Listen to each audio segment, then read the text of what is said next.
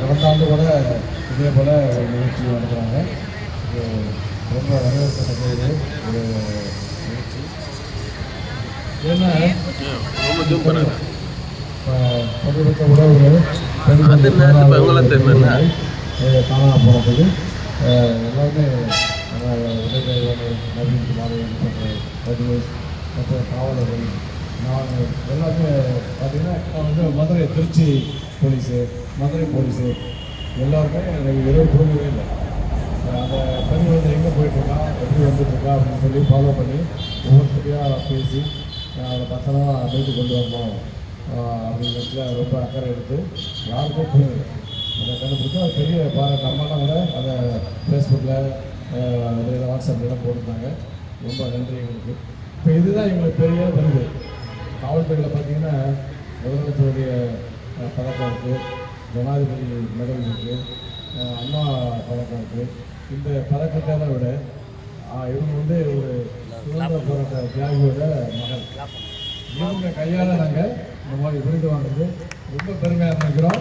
நாங்கள் ஒரு 2வது ஜனாதிபதி மெடல் வாங்குற மாதிரி எங்களுக்கு அதை விட இரட்டிப்பு மகிழ்ச்சி.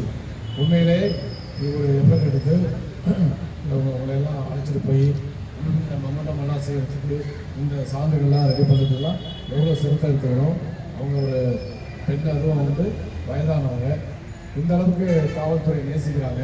இந்த பொதுமக்களுக்கு தொண்டு செய்கிறவங்களுக்கு, பாதுகாப்பு பணி செய்கிறவங்களுக்கு நல்லது செய்யணும், அவங்கள என்கரேஜ் பண்ணுறதுக்கு நம்ம ஒரு எடுத்துக்காட்டிய முன்மாதிரியாக இருக்கணும் அப்படின்னு அவங்களுடைய முயற்சி.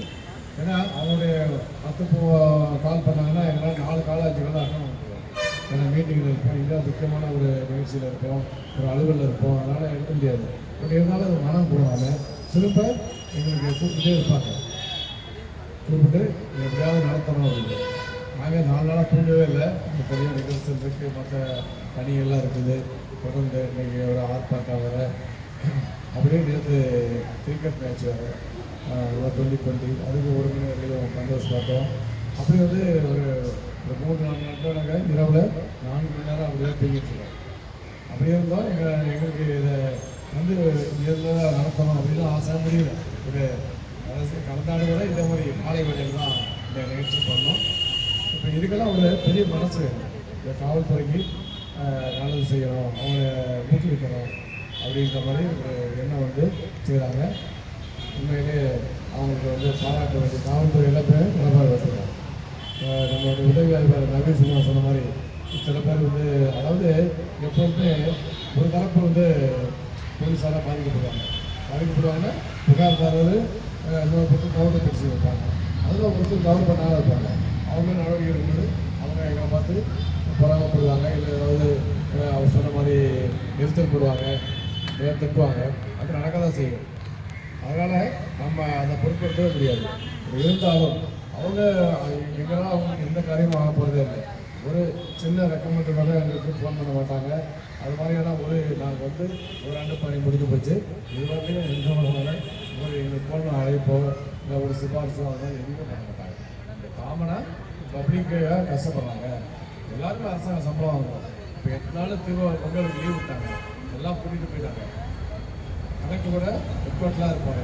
நாங்கள் அப்படி இல்லை. டிசி நகராவில் இருப்பாங்க அவங்களாம். நாங்கள் அப்படி இல்லை.